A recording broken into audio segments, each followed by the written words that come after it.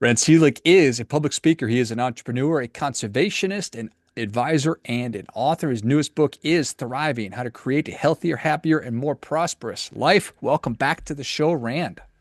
George, it's great to be here with you again. Yeah, glad to have you back on. Refresh our memories. Tell us a little about your personal lives, more about your work, and why you do what you do. Well, I've had terrific life so far, um, and that's included living in overseas, working on some amazing projects in Africa and in Jamaica, in the Caribbean. Um, I'm built basically on service. So everything I've done in my life kind of starts from that, not from sales, but from service. So I've been on 18 boards. I've been a scoutmaster. I've been a little league coach. Um, I'm a roll up your sleeves environmentalist, which means I don't just blab about it. I actually do the work. And so this is good. One of the things that, of course, in a career sense, that's been terrific is I started my own company after a dozen years on Wall Street. It's an investment banking firm, and our primary focus is on mergers and acquisitions. And I'm very pleased to say that our firm was just named the best M&A firm in California, which is quite a little feather in our caps. And we earned it by doing lots and lots of transactions, but starting with something that is kind of almost unfortunately unique in the industry. We start with understanding our clients' objectives. We keep returning to that all the way to the end. Just before we close, we say, is this the right transaction? Remember the objectives we talked about, and we've continued to refresh, and let's make sure, because we want this to be successful, not just financially, but all the other ways that you've outlined. So being of service and creating this trusted relationship with our clients has meant that we didn't have to ever do any marketing. Our clients, their network. They know other owners of companies, and they'd say, "Look, don't bother with anybody else. Just get a hold of Rand." So it's been terrific. All of this led to me having a lot of thoughts about what it takes to create a great life, and so that's where thriving came from. Hundreds, maybe thousand or more conversations with clients and parents and young adults. I've done a lot of research. I've done a lot of reading to be able to get this book together and organize it in a great way. So it's doing super duper well. I'm about to launch the audio book because I know a lot of people are, read a book by listening. So lots of legs. Very excited about it.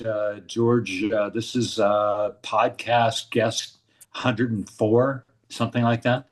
So, lots of invitations, and it's good. I think it's having the impact I want. I want to encourage and inspire people to get on the path to thriving. Well, that is awesome. And congratulations on the honor of being named the top firm in California. That's no small feat and just evidence that you're doing good work. Thank you. Thanks, George. In terms of being of service and leading that way, approaching life that way, is that obvious to you? Is that natural to you? Or is this learned behavior, a little bit of everything? Well, I like to say that I picked my parents well. Dad, who we buried earlier or late last year at Arlington National Cemetery. He fought in World War II in Korea and Vietnam. He was all about service, not just service to our country, but service to other people. And so I learned a lot from him. I learned about moral compass. I learned about being disciplined. Uh, I learned about how to plan and how to follow through. I also still have a great mom. She's turning 100. So, mom Awesome. loves nature. She loves reading. She's a scientist. And the two of them are all about service. So I rub my tummy when I'm talking about it, and in a public setting, and I rub my tummy and say, that's where service came from, and I built the rest on top of it. So I'm standing on a firm foundation because of my parents. But I started, I think, my first experience serving was stepping up to be the yearbook editor in chief of my high school yearbook, which was a serious job given the Hmm. high school and given what we had to pull off. And I learned from that experience that I was a great visionary. I could be a leader by having vision and articulating the vision. But where I struggled and where I had to really double down over the next several decades was becoming a better manager, working with people, motivating them, giving feedback that they could hear and appreciate. So yeah, service is DNA, but then something I've breathed life into.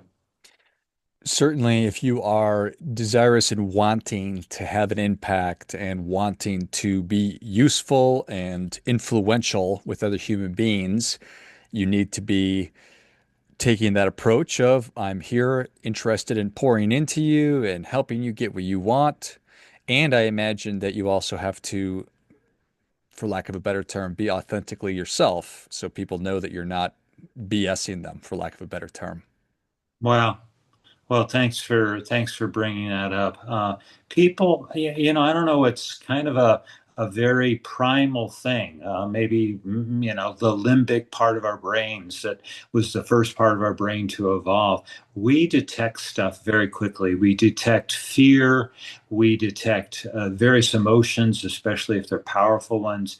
But we detect this authenticity thing just lickety split, and you see whether somebody is. Maybe they're articulate, maybe they're not. But do you see whether there's any light between what they're saying and what they're doing? If you're going to be authentic, they're one and the same. What you're saying, what you're doing are extremely, I mean, you got to know yourself, you got to have your values clear, and then you're living it. You're rolling it out. And you're rolling it out because you've chosen to be that person. Those are all really powerful ideas, knowing yourself, knowing your values, doing it, and ultimately, and necessarily because you've chosen this, I can probably be of service if I am, and I don't want to. I think you sort of understand what it is that I'm saying is that you're doing this wholeheartedly because you're making the decision to do it. Yeah, I like to tell people that look, of course, life is challenging. It's full of complexities. There's no smooth sailing throughout the journey. There's stuff that happens. And so you gotta know yourself, you gotta build strength, you gotta build resilience, and you gotta do a lot of things. You gotta forgive yourself for mistakes you've made. You gotta keep evolving. Commit to being the best person you can be. I love this quote by Ernest Hemingway. He said, nobility is not being superior to your former man. True nobility is being superior to your former self. So I'm guided by that. Am I a perfect character? Well, no, of course I'm not. But I think I know where I could keep working and keep improving. And I can look back and see the person I was 5, 10 years ago or before, and say, "Wow, I'm a better person. I listen better. I'm more empathetic. I'm more compassionate by doing things and helping." So these are all good things. And it's not bad when you're taking that backwards look and recognizing and realizing that the things that you wanted before are not what you want now. You talked about in the work you're doing now, anytime you enter into a transaction, making sure that we understand what the objectives are at the beginning, throughout, and then at the end.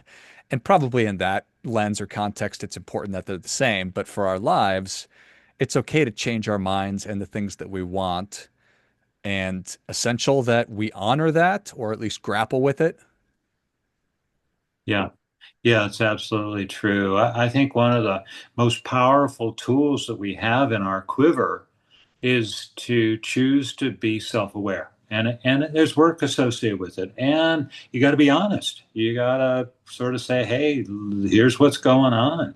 The fortunate part is that honesty and that look can be a very private thing. You don't have to stand up kind of naked and explain all the things about stuff. But when you are clear about how you got to be where you are today, how you became the person you are today, then you have enormous power. You can be happy with that. I like to say you can be the author of your own story. You can then look back and say, okay, I'm going to edit this. I'm going to revise this. I'm going to delete this part of the story. It doesn't help me. And everybody else who I tell the story to says, make it shorter, and it's not really all that interesting. So, and you can also then create new stories about your future self. It's a very powerful undertaking. Yeah, yeah, there's no doubt about that.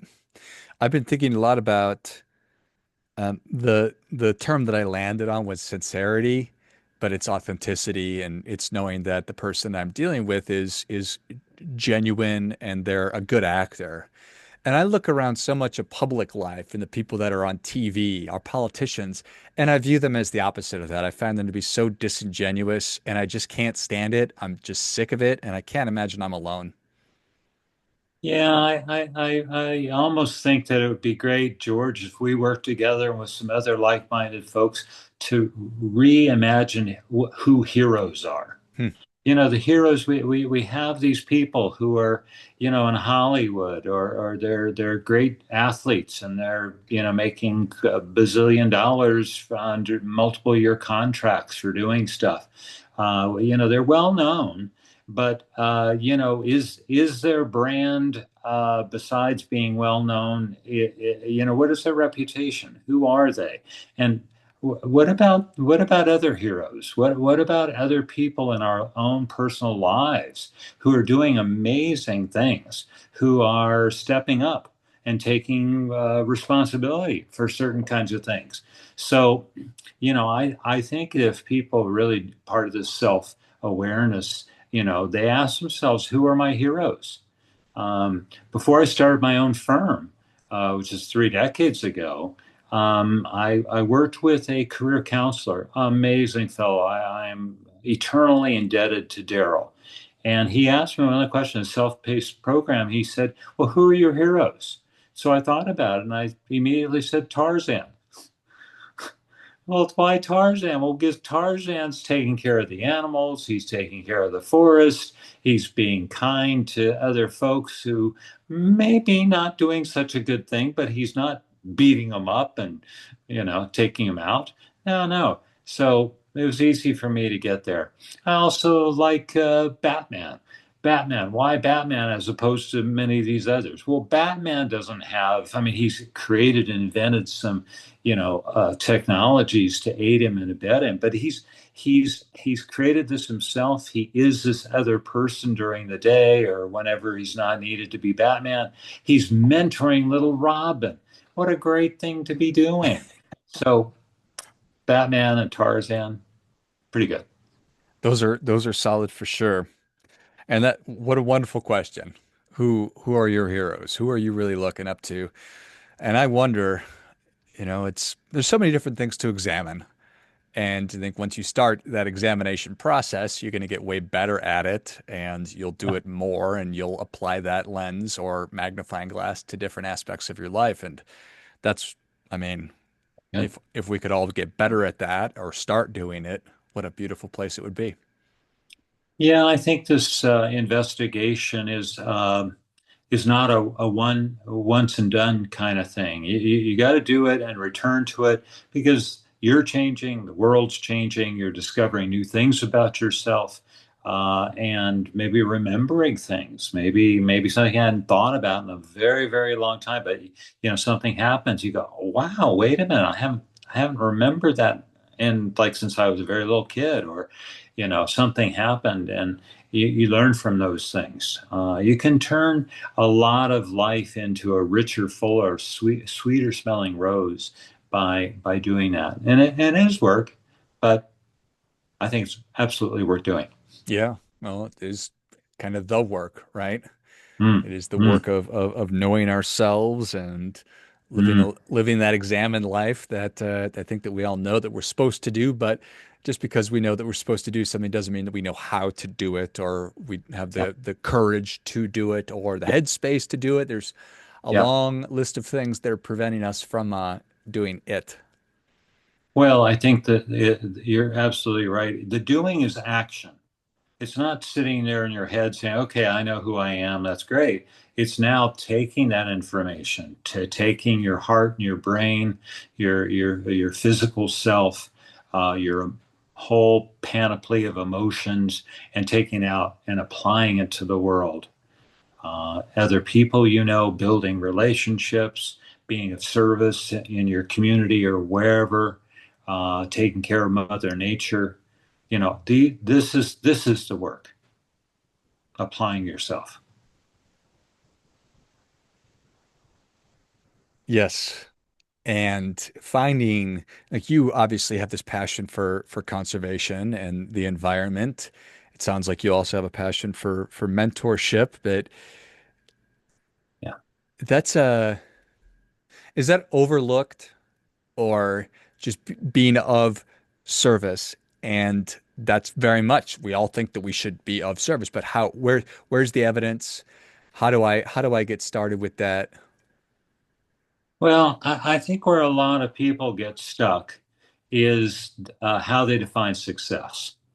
And if you're looking outside and you're trying to figure out what is enough, what is success, um, and you're looking externally, then that's a tough thing. Do you have what somebody else has? Well, no, but do you need it? Do you want it? Does it fit with who you are? Um, I think success has to be an internal set of yardsticks. And so, were you recognized for it? It'd be good to be recognized. My wife and I contribute in our local community in different ways, but we also write some checks and contribute. And sometimes those organizations list names of people who've contributed. And one time, a couple of years ago, we contributed to an organization and they didn't list our name. And so I called them up and I said, hey, we made this contribution. They say, oh, yeah, oh, yes, absolutely you did. I said, but you didn't list us. And I said, well, it's not about our ego. It's not about that. What we want to have, why the reason why we want to be listed is we want other people who know us to see that and say, well, I can do it too. So success being an internal yardstick is when you've done something during the course of the day, the week, the year. You put your head on the pillow and you say, "Okay, I did a good job, and I have a reason to get up tomorrow to keep going, to have purpose." That's a beautiful, beautiful idea right there in practice. What is success? How do I know if I'm doing a good job? And just because maybe it's a trophy or it's money or it's my name. Well, we each of us needs to individually make those kinds of decisions and then keep thinking about it because it feels good to give money and to see it. George and Emily Grumbacher gave money, but the point you just made, it's so much deeper. It's giving social proof and showing people, oh, Rand did it or George did that. Well, I Yeah, I could certainly do that as well, and maybe that's something I ought to do. yeah. Well, I think this is another deep dive into success. If the metrics around success on the doing part of life are easier to calibrate. You can look at your bank account and your investment portfolio. You can look at the title you have. You can, there's a series of things that we measure. And, it's the case. It's a well-known thing. What we measure, we do. But the being world, so there's a doing world and there's a being world. The being is us inside, it's an internal thing. And the being, what kind of person do you want to be? And are you successful? You answer that question for yourself. You say, are you at peace? Are you being kind? Are you being respectful? Are you a good listener? The list, you make your own list. You make your own list.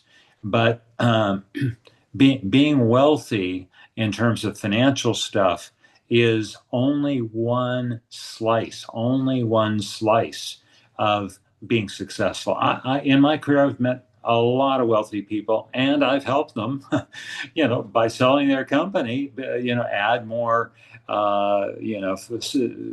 liquid assets to their net worth.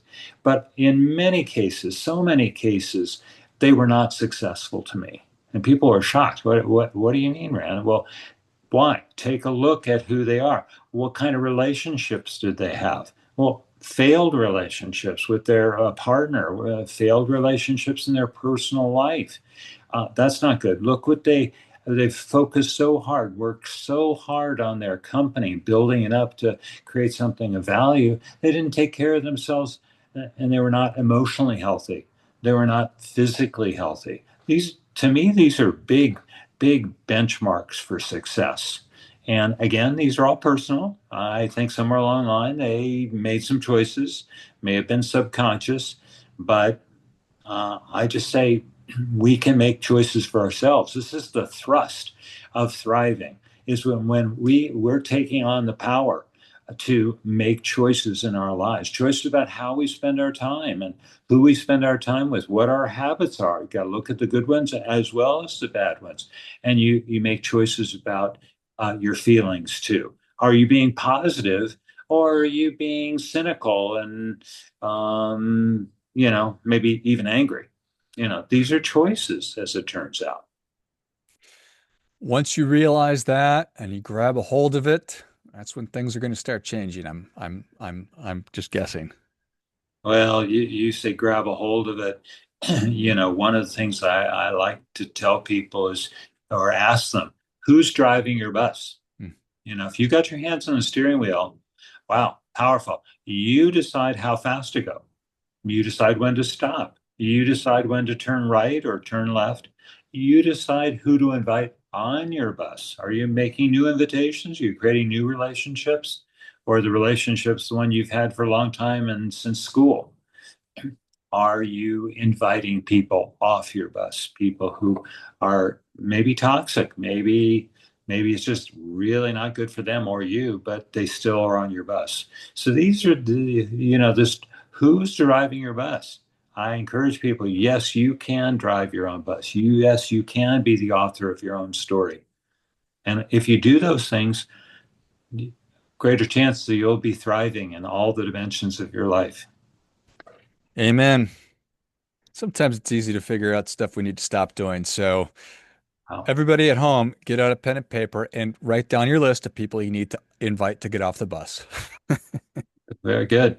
And there's a way to do that that isn't so harsh and so aggressive. Make the easy case of a friend who's been a friend for 10 years, maybe. And you're no longer enjoying the get-togethers. It's just not enriching your life, and what you're talking about to them doesn't seem to be very interesting. Well, what do? You say you get together with them and say, "Hey, George." Well, of course, it's not clear. It's not going to be the case with you, George, but you know, uh, we've had a really nice relationship over the last 10 years. We've done some really cool stuff together. We've had many good conversations, but we've kind of drifted apart. And I just want to thank you for our relationship over these years, and I wish you the best. And it's a nice way of parting company. Doesn't mean you never talk to the person again, but you don't have to have that kind of relationship. And the same thing goes with family. Doesn't mean you never talk to them and you kind of create this wall, because the wall is heavy and you'll feel it. But it's more about of creating the right space. Maybe just agreeing that there's certain things you don't talk about. Let being aware of what you control. You don't control how somebody else is raising their kids. You hopefully have some say about your own kids, but you're not controlling somebody else's. You can make quite a mess out of that relationship by getting your opinion about how they're living their life and how they're raising their kids. You got to be aware of that. Control being emotionally healthy is learning to let go. And this was a really tough thing for me, George. I have to tell you. Why? Because I've had these amazing accomplishments for a long, long time. And I thought that I had these accomplishments because I was in control. Well, thanks to my terrific wife of now 44 years and my two great adult children, I realized that I don't control all that much. I do control four things. That's four. One, I control my attitude. Two, I control the amount of effort I'm willing to put into something.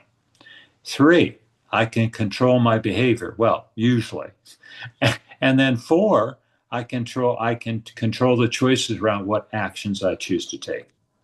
That's that's important, that's powerful, but it's not a lot of this space in the world. Do I control other people? Absolutely not. I can influence them, and if I'm doing a good job, I can influence them more. If I'm doing a bad job, my influence definitely diminishes. And I certainly don't control things like if a comet's going to come and hit the Earth. No, I don't control that stuff. Are you sure? Very good. Very good.